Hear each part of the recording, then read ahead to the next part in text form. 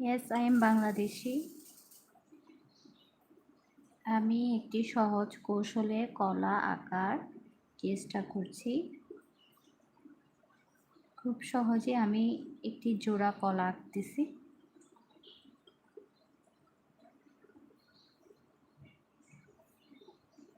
আমি প্রথমে হলুদ এবং কমলা কালার দিয়ে আমি রাউন্ডটা এঁকে নিয়েছি। দেন এখানে হলুদ কালার দিয়েছি। হলুদ কালার দিয়ে পুরা কলাটাকে আমি ইয়েলো কালার ভাবে এঁকে নিয়েছি। সেই সাথে একটি কালো ডায়মন্ড রং দিয়ে